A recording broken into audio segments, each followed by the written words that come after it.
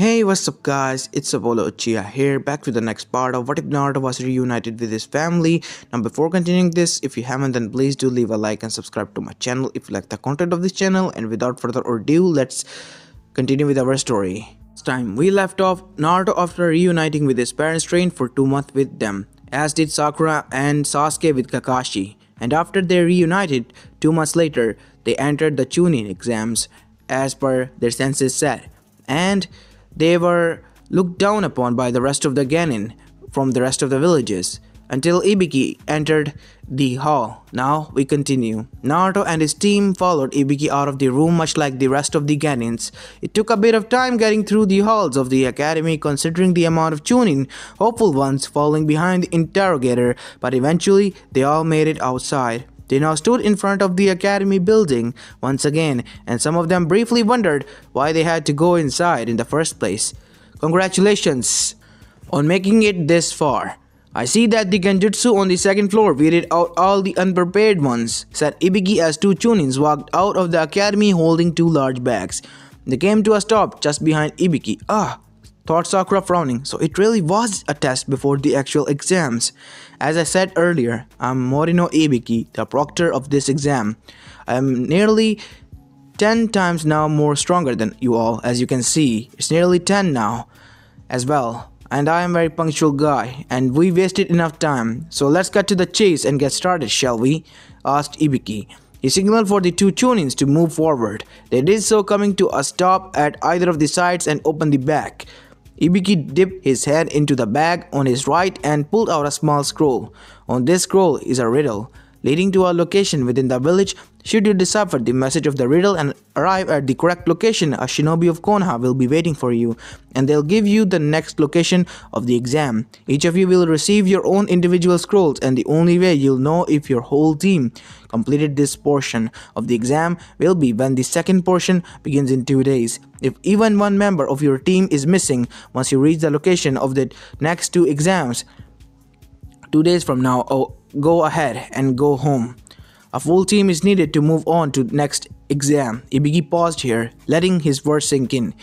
You can receive help from others. Ibiki continued, watching the relief on the faces of the Genin. But if you still get the location wrong, you and the person who assisted you will be disqualified. You may think we won't know whether or not anything of that sort occurred, but believe me, we will. Ibiki didn't say they couldn't ask people not participating in the exam, but hey, he hadn't said they could either. It wasn't restricted, but he figured it. If a lot of them couldn't look underneath, then they didn't deserve to pass this part of the exam anyway.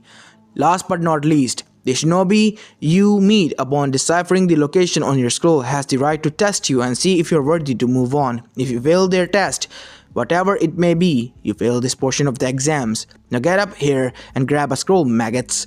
Link break. Naruto frowned as he walked through the village, looking down at the riddle on his scroll. The beginning is only starting. The past is a form of art. For all those who choose to look to the future, the line of thorn high above is the way to start. What the hell does that even mean? Ground Naruto. He had gotten smarter, yes. He could now understand things better thanks to his father's righteous teaching. But Naruto knew his weaknesses, and this was one of them. Puzzles, riddles, those kind of things totally went over his head. He was just bad at solving them. After hearing the explanation from the test, he hoped to get some help from his team, but that had been a bust. Sakura had already left. Apparently she deciphered her riddle immediately. As for Sasuke, he just glared and told him, I'm not going to be disqualified just because you can't figure out something on your own. Naruto, for his part, wondered if Sasuke realized that he'd get disqualified whether he'd help the blonde or not. If Naruto couldn't figure it out on his own and failed it, it would have ended the same as if they'd both gotten it wrong and failed. Naruto looked down at the scroll once more and groaned immediately as he neared Ichiraku. He hadn't been there in a few weeks, and now he could really use some cheering up. Who knows, mumbled the young Namikaze.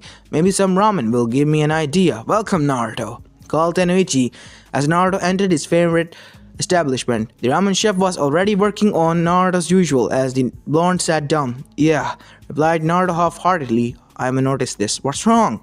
She asked, a slight frown on her face. Naruto looked at her and sighed before relating his plight to her and her father. Ah, so you can't figure out the little riddle, and no one will help you, huh? Asked Tenoichi as he put down his bowl in front of Naruto. Thinking about the riddle can't wait. Ramen time can't. Itadakimasu, the Ganin mood brightened as he grabbed the chopsticks and dug in.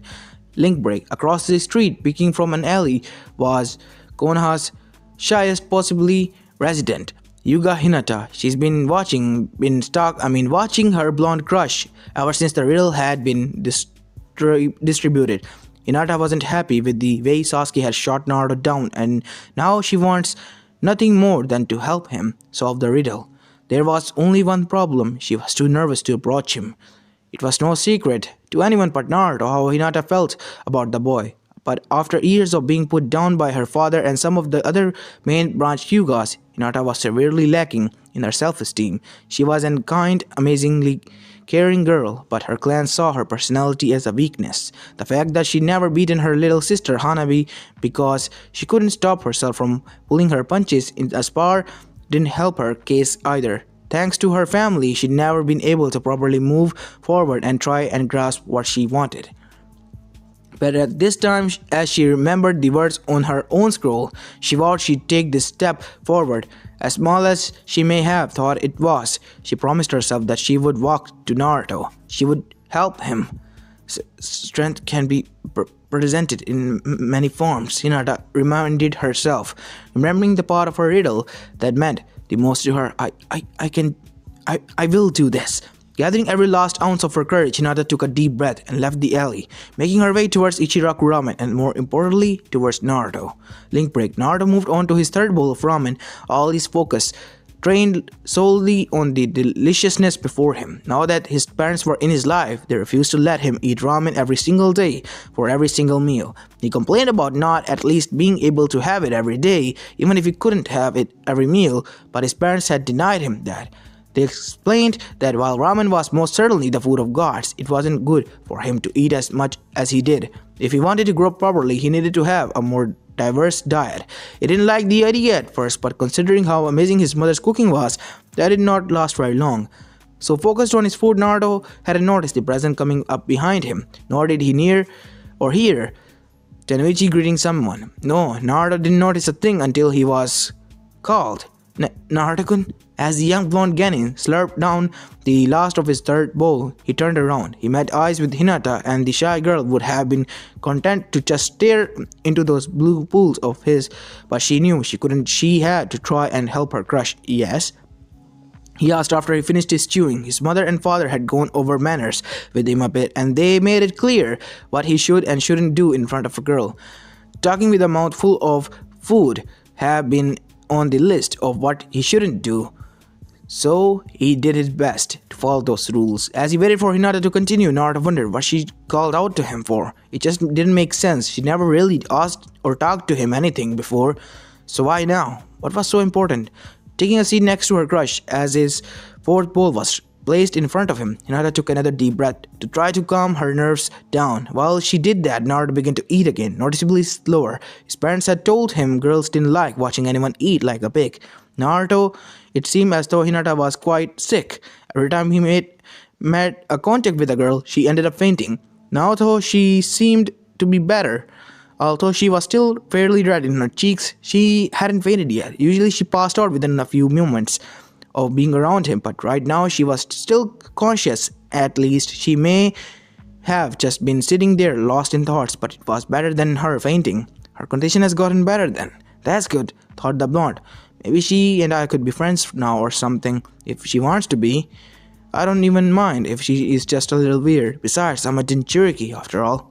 Doesn't get much weirder than that, huh? After a few moments longer, Hinata finally spoke. How are things going for you in the exams?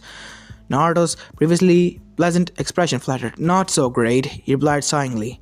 I'm bad with riddles and stuff. Hinata nodded, having already known that. Yes, I saw you asking help from Sasuke earlier. Yeah? Naruto responded, slurping up some of his noodles more. But Sasuke was being, Sasuke. That time I didn't even consider helping me. He added with a grumble after swallowing. What was "Your riddle, Naruto-kun," asked Hinata, pushing her two index fingers together. Naruto raised his brow, taking a moment to wonder why she wants to see it. It didn't last long, though, thinking and ramen time didn't usually mix with him. Handing her his scroll, he finished his fourth bowl and moved on to his fifth as she read. Do you? Started Hinata, grabbing the boy's attention as he gulped some more ramen. Do you want me to help? Naruto stared at her, almost dropping his chopsticks in a process. She's offering? Doesn't she care about the consequences? Wondered Naruto. A few seconds passed as her blonde crush thought, his eyes never leaving her. Hinata was starting to become worried. All the confidence she built up for this moment was beginning to fade as she continued to stare into his eyes. He doesn't want my help, does he? He must think that I'll get him disqualified. I'm such a failure. Just a moment longer passed before Naruto spoke up. Are you sure? What if I still can't figure it out? I don't want you to fail because of me, Hinata. The Hyuga hero stared at him, now her eyes wide. Naruto didn't think I'd be the one to drag him down. Hinata immediately calmed herself. Naruto wasn't thinking that she would bring him down. In fact, he seemed to be worried about her than himself. Hinata felt the butterflies in her stomach at the mere thought of him being protective of her. It made her feel good and brought up memories of her and their first meeting. He saved her, and maybe now she could return the favor, even if it was only a little. I'm sure Naruto-kun. Besides, with the two of us, I'm sure we can figure it out. Naruto grinned at her, nodding. Thanks, Hinata, he said, pulling her into a hug that made the heiress head swim in the best way as she ebbed. Following the noise from Hinata, Naruto felt her body go limp in his arms. Concerned, he pulled her away from him to see that she faded again. Oh crap! Hinata! Hinata! Are you okay? Now calm down, Naruto, called Ayame, smirking. She watched the whole scene play out and could see plain as a day how Hinata felt about her younger friend. Considering how shy the girl was, she figured something like this might have happened. She'll be fine if you let her rest. Tell you what, how about you let her rest her head on your shoulder while you finish your eating? It'll be more comfortable for her. She appreciate when she wake up, I promise.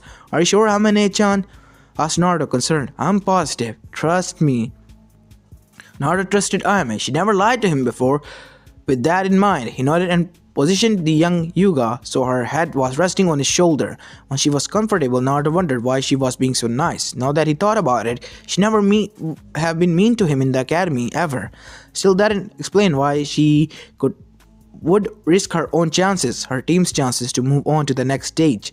Naruto thought about it, but he already had too much on his head as it is. Putting it to the back of his mind, he decided to figure out later. Right now, all he knew was that he found Hinata to be a nice girl, and even though he hadn't exactly realized it yet himself, he found her stutter to be kind of cute. Carefully, Naruto continued to eat his ramen, intent on not waking the unconscious Hyuga on his shoulder. During break, Kushina closed the door to the Hokage's office behind her. As she made her way down the hall, she thought about the discussion she had with her husband today. Minato had become Hokage again, though his existence was still a high-ranking secret, and he'd taken over the Sandime in every aspect, except for anything that had to do with appearing in public. Neither of them felt that right now as the appropriate time to let his existence be known to the general population, and if Kushina was honest, she still didn't think she or her husband were ready to face them just yet.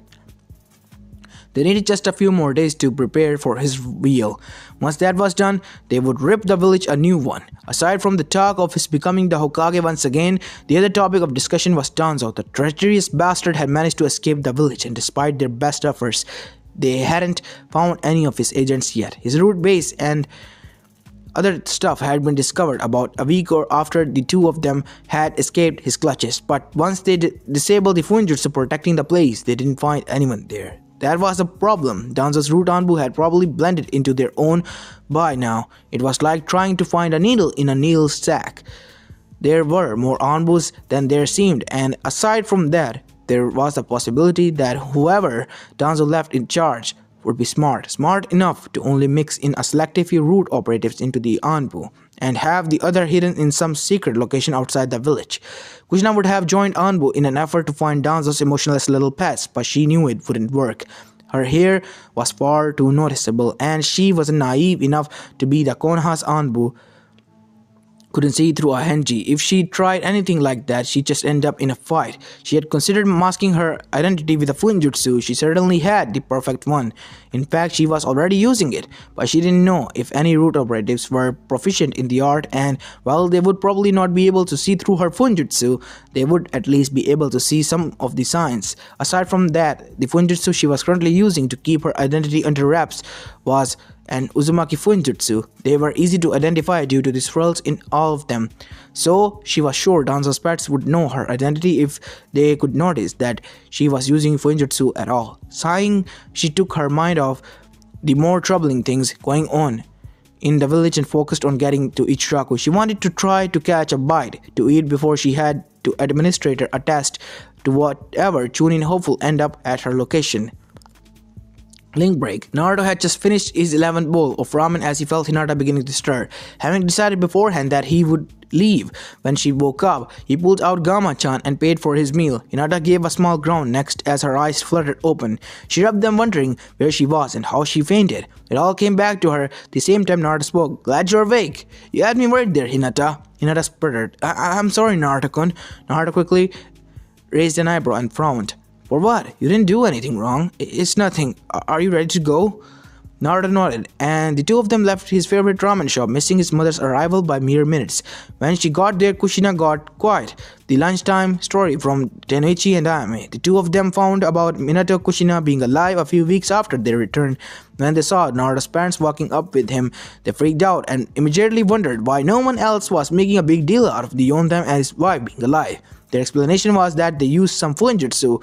Apparently, aside from a few key people whom they weaved into the seal matrix, anyone who looked at them just saw some average people. The funjutsu wouldn't have worked all that well on anyone proficient in them, but those would only be shinobi and they could easily have them sworn to secrecy if they noticed. As Kushina continued to listen to Ayame go on about her son and the Yuga heirs, Naruto and Hinata were walking around the village discussing his riddle. "I don't get this thing at all," sighed Naruto. "Well, let's break it down, Naruto-kun. The first significant clue is this line," Hinata said, pointing out to the second line in the riddle. "The past is a form of art." Why is that so important? Because it's hinting at something. If you put it together with the last line, the line of thorns high above is the way to start. Then I think we'll figure it out where you need to go, Naruto-kun. Hinata replied, being patient with her blonde crush. She didn't fault him for not getting it. If he was bad with riddles and the like, then he was bad with riddles. There was nothing more wrong with that. She'd been no different from her family and their view of her skills and a shinobi. If she just this little bit of seeing the blonde struggle could possibly make her frustrated with him. "I'm not really into art and stuff," Naruto said, trailing off. "The only art I've ever really seen in the village is the Hokage monument," he added as he continued walking. Though her crush didn't realize the significance of what he just said, Hinata surely did. Grabbing his sleeve to make him stop, Hinata replied, "That's it, Naruto-kun," she said, excitedly managing not to stutter. "The Hokage monument. The past Hokage were turned into a monument. They makes them an art. They look over the village from high above too." "Are you sure?" he asked. Hinata nodded, a small smile playing at her lips. Naruto grinned and replied, "Thanks, Hinata. You're the best. I'm definitely going to make this up to you. Do you need help with the riddle? I'm not nearly as good as you, but maybe I can help." Hinata shook her head. "No, it's okay. I already solved mine," she replied. Naruto nodded, too excited to really think about what she was saying. "Okay, I'm still going to pay you back for this, Tebayo. What's your favorite food? Maybe I can treat you to some of or something else," asked the blonde, oblivious to what they could imply. Hinata's face heated up. She was certainly not oblivious. "Cinnamon buns," started Hinata. Naruto nodded, feeling that way for later. "Awesome. I'll definitely treat you to some after all this is over. And then, see ya, Hinata. I got a test to pass." With that, Naruto vanished in the sunshine, catching the shy hairs off guard. Since when had her crush learned that? Link break. Around the same time Hinata had first approached Naruto, Sakura had just stopped at her house for some tea. She needed to calm down. She looked down at her scroll, rereading it aloud. "Life should be cherished, for without it everyone would perish. A place where people rest, a place where the wounded are led. Sakura knew where she needed to go to complete this part of the exam. It was kind of obvious, in her opinion. Where else could this riddle be hinting at aside from the hospital? She had planned to just go there and get this all over with, but she walked through the village. Her mind wandered on to the second test she'd be presented with once she got there. What if she had to fight? Sakura was worried now. She never really had to fight without her team before, and despite how much she improved her skill thanks to the past 2 months in Kakashi's training from the depths of hell, she was afraid she wouldn't be good enough. She didn't want to hold her team back, and right now she knew that all she was doing was holding them back. She wanted to impress Sasuke too. That was a large reason why she'd been training so much harder the past 2 months, but Kakashi had made it clear that her obsession could get her killed or someone. When she thought about it like that, she realized she needed to do this for her team too. She still felt weak. She thought she better get over the past 2 months, but earlier when those Otonin had made a move on Kabuto, she barely see Sasuke move to stop the spiky hair one. As for Naruto, she hadn't seen him move at all. Her teammates were still so far ahead of her, and she was beginning to wonder how she could even hope to catch up. She already come to a conclusion that she probably never be as fast as the two of them. While she wasn't practically slow, she never been one of the fastest Kunoichi in her class. No, Sakura was smart, and Kakashi said her blows held some weight behind them. Aside from that, her reserves were relatively small, which would make her good for Genjutsu. Kurenai-sensei had helped her a great deal with that, but Sakura didn't think it was enough. She needed more at her disposal if she wanted to catch up to her teammates and impress Sasuke. She needed something more. But what? What did her team need that they didn't already have? Sakura looked down at her scroll again, reading it again for the 5th time that day as her eyes moved over the words. Everything seemed to click into place. Finishing off her tea, Sakura headed off for the door. She needed to get to the hospital and at least try to pass this test. After that, she would be heading to the library. She doubted she could get much done in a day or two, but she had some training and research to do. Link break. At the same time around, Sakura had set out to go to hospital. Sasuke was on his way to the location. It hadn't taken long enough for him to figure out where he needed to go either, but he wanted to be prepared for anything when he got there, so he stopped by his home to stock up his equipment. As he walked, his mind went to the riddle. It is said that the most innocent of forms is that of a child. They have the purest of smiles. Children gather at the grounds to play. They learn to live, laugh, and love from one another. Here's one on these playgrounds. What will they discover? Sasuke didn't like this riddle. It had been too childish in his opinion. That was why the outermost shell, though the first and most fickle reason as to why he disliked it. The truth was that he was displeased with this riddle because it did something to him. It reminded the Uchiha of his childhood, and he hated the reminder more than anything. Sasuke had a happy childhood. Sasuke loved his father. Even though the man had been rather cold and cared more for Itachi than him, that hadn't stopped him from loving his dad though. There were times when his father showed some sort of softer side to him. It wasn't often, but it occurred, and Sasuke cherished these moments. His mother was a much warmer person. She loved her sons with all her heart. She'd do anything for them. Sasuke remembered how much he loved talking to his mother. She always had interesting stories to tell him about her days as a shinobi. The most interesting ones always seemed to involve a red-haired girl whom was supposed to have been his godmother. He remembered when he asked why he never met her, and his mother got a sad look in her eyes, saying that she had to go far away. Sasuke hadn't understood at the time, but now his godmother had died. Sasuke wondered what it would have been like if she had lived. Would he actually have someone he could consider family, or would Itachi have killed her too? He wouldn't have put it past him. Sasuke's thoughts moved on, thinking about his riddle once more. Picking it apart, the riddle said children had the purest of smiles, and he wondered if that was true. He hadn't smiled genuinely in years. He didn't see anything in his life to be happy about. He was angry. He hated more than anything, though he was alone. Now that he was older, he wanted to have other people around him. He wanted to have what he pushed away as a child. The riddle had said children live to live and love from each other. When he was younger, looking at all the other children playing in the park as he trailed behind his father, he never considered playing with them. His father had wanted him to get stronger, and that meant more to him than playing with the other children and kids. He thought back to it now, though, wondering if he should have.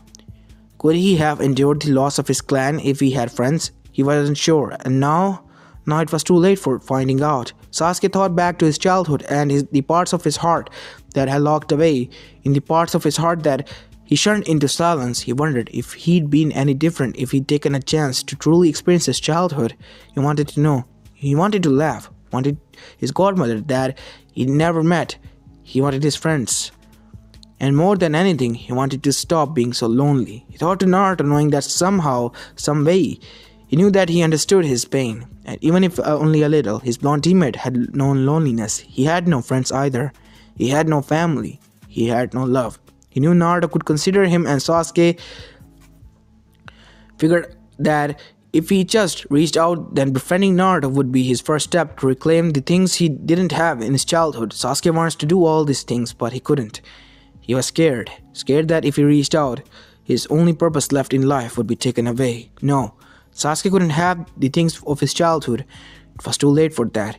He had too much anger. He had too much hatred. He was an avenger, and before he could even consider things like friendship, he thought he had to rid the darkness in his heart. Yes, Sasuke knew it was too late for him now. He was already falling into the darkness. He knew, but he couldn't care. He had too much to accomplish here and there. Sasuke knew he was failing and falling deep, and he was okay with it. Sasuke Uchiha was an avenger. He had to kill the man who massacred his clan. He had to kill his brother. He needed to be the one to put an end to Itachi. And until Itachi was dead at his feet, the young Uchiha didn't see himself approaching the light again. Link break. Hinata looked down at her scroll again, reading it. There are many hidden abilities. Everyone has the capability. Strength can be represented in many forms. It is not just meant for the leader of people or the place where they are based. Hinata reading the lines again and again and again, she didn't know where her riddle was hinting at. She had lied to Naruto. She wouldn't have minded the help he'd offer, but if they had gotten it wrong, she didn't want him to fail because of her. No, that would absolutely not do. Hinata wanted him to succeed more than anything, even herself. Hinata was relieved. Naruto had been too excited to realize her lie earlier. There was no way she could have already finished the test. Not much time had passed since the distribution of the scrolls and meeting with Naruto at Ichiraku's. 20 minutes at best. She wouldn't have been able to decipher her scroll, get to the location, take whatever second test was waiting for her there, and then make it back to Naruto to help him. It just wasn't possible unless she gotten something observably easy. And she hadn't. Sighing, the young Hyuga turned around, intending to make her way back to home. She had 2 days to figure the riddle out, so she figured she could do a bit of sparring, relax little, and then sleep on it. That was her plan, right up until she bumped into someone she'd been too lost in thought. I'm sorry, said Hinata, bowing. She hadn't looked up, slightly afraid of doing so. She hoped she hadn't made who she bumped into angry. It's okay, no harm done. Hinata looked up now, meeting eyes with an older brunette woman. Something about her was off. Hinata found her to be average, but something about that just didn't seem right. As she continued to look at her, it seemed like the woman's face was blurring. Hinata wanted to activate her Byakugan, but she was sure that would seem rude. Still, the woman seemed a bit suspicious to her, so she would wait until the woman turned around before she tried anything. Really? Asked Hinata. Yeah, it's fine. You don't look too happy though. Something wrong? Well, started the heiress, trailing off as she considered her answer. Could she even bring this up to anyone not part of the test? Now that she thought about it, the proctor hadn't said anything about being restricted from asking non-participants. If she thought about it now, this would be the perfect way to get fresh perspective of her riddle and not worry about getting any other participants in the exams failed if they were wrong. Figuring it wouldn't do any harm, Hinata went ahead and told her what was wrong. The woman nodded, understanding the problem. Mind if I take a look at it? Maybe I can help, asked the woman. Hinata gave a small smile in reply, handing the brunette her scroll. The brunette looked over the riddle, humming in thought for a moment before giving it back to the Hyuga. I think I get it. She asked. You do? Asked Hinata. The brunette nodded, smiling. I don't think the first part is what's important. Well, I won't say that. So you should take these words to heart. But the second part of the riddle hints at where you need to go, more than talk or strength and such. It says that strength isn't just for the leader of the people, or where that leader is based, right? Hinata nodded at this. Well, think about it. The Hokage leads this village. What do you consider his base? Hinata brought Hinata's brows frowned for only a second before her eyes widened. The Hokage Tower, the brunette nodded. There you go. Better hurry over there. Thank you very much, miss, said Hinata, bowing once more. No big deal. I'm glad I could help, Tebane. I better be going now, though. I got to cook home. I got to go and get home and cook. My son will probably be heading back soon. With that, the brunette began to walk away. Hinata, though thankful for the woman's help, did not let that elevate her earlier suspicions. Activating her Byakugan, Hinata examined the brunette and her eyes narrowed as she caught something concerning she had. Fujitsu written on her shoulder and added swirl pattern making up to her center. Deactivating her Byakugan, Hinata hurried on her way. She needed to go to the Hokage Tower anyway. Now she just had more time to do so than complete her test. She hurried along until something the woman had said made her stop in her tracks. Tebane? Hinata's face scrunched up in thought. She definitely heard a phrase similar to that before. In fact, there was only one person in the village who said anything of that sort. The Hyuga ears picked up her pace, now more determined to talk to the Hokage than ever. She hoped he would have some insight to the woman she'd met. Lingbreak. As Hinata made her way to the Hokage Tower, Naruto arrived at the top of the Hokage monument. Initially, he didn't see anyone as he looked around. As he made his way to his father's head, he worried that he and Hinata had been wrong. He wasn't too concerned about himself, but he didn't want to be the reason his team and Hinata's team failed. Just as Naruto was about to turn and leave, someone called out to him, "You are here for the Chunin exams, I assume?" Naruto turned fully now, looking into the tree line. Sitting on one of the branches was an older woman, probably in her 20s. She had waist-length purple hair and brown eyes. Her lips were red from the lipstick she wore. She wore the usual Anbu clothing and there was a sword on her back. Naruto smiled, hoping he could get a sword fight out of this. "Yeah," replied the Uzumaki, walking towards him. "I'm Naruto Uzumaki. I guess you were here to give me the test, right?" "Yes," said the woman as she jumped from the tree, landing gracefully. "I'm Uzuki Yugao. I'm here for you, Namikaze Uzumaki Naruto." Naruto tensed his eyes, nodding. "How do you know about that?" asked the blonde, ready to go on the attack if he needed to. Usually it wasn't good what strangers had info on you that they shouldn't possibly know. Yugao giggled. "No worries, I'm Anbu, part of your father's personal guard actually. I would be guarding him right now, but I was relieved of my duty for the duration of this exam. Your sensei Kakashi is filling in for me." "Is that so?" asked Naruto, a little bit suspicious. "Yes, it is," replied Yugao. "I'm kind of glad I ended up with you. Your mother's expertise in Kenjutsu is inspiring and I always wanted a chance to have a duel with her," added Yugao as she drew her sword, taking a stance. "Sorry, but I'm not my mother," replied Naruto as an Uzumaki seal appeared on his palm. As if appearing from beneath the surface of water, the hilt of a katana rose onto his palm. Grabbing a hold of it with his left hand, he pulled and soon his own katana was out in the open. "Hopefully I can give you a good fight though. You got smart at this. Defeat me and you move on to the next exam." Naruto nodded and took up his own stance. Yuga observed him. Both arms were resting at his side. His katana not even in a position that could cut her at the moment. Most people would laugh at this, but Yuga knew better. This was the initial stance for the Uzumaki famed Kenjutsu style, the Senpo no Mai. The stance is the eye of the storm. "You really know Senpo no Mai, do you? Then, huh?" Naruto smirked. Not wasting any more time, Yugao's arms moved, carving out a perfect circle in front of her. Her blades followed, and then she was off. Oborozyukyo.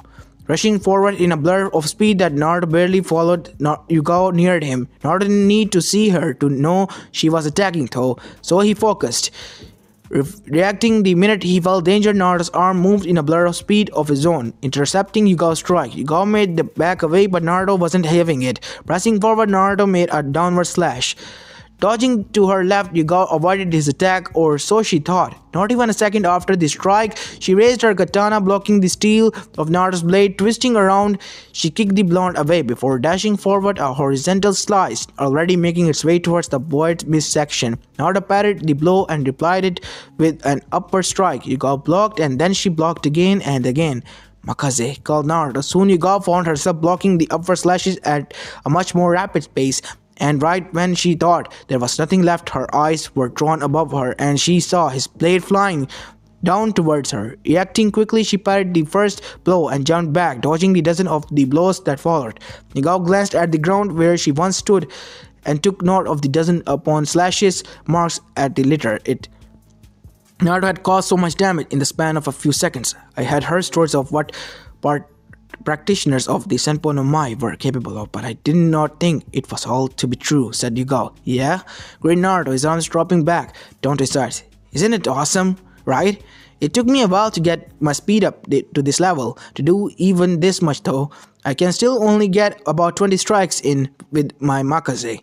Mom can get in over 40 a bit. He ranted, boasting about his mother's skill. Yuga nodded, filling away the number of attacks he was currently capable of in case he used the technique again. She also made a mental note to the Yondam know that he should make sure Naruto knows not to talk too much in regards to what his skills he had while in battle. Despite his little mistake, Yuga accepted that the boy was already a decent swordsman in his clan's genjutsu style.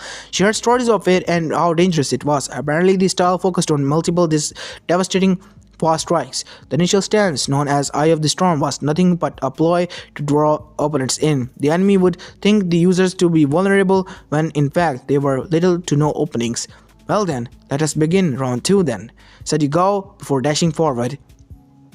As this is where I'm going to be leaving this part of, guys. I hope you like this one, and if you do, please leave a like and subscribe to my channel if you like the content of this channel, as this is Apollo Uchiha and I'm signing out. Peace.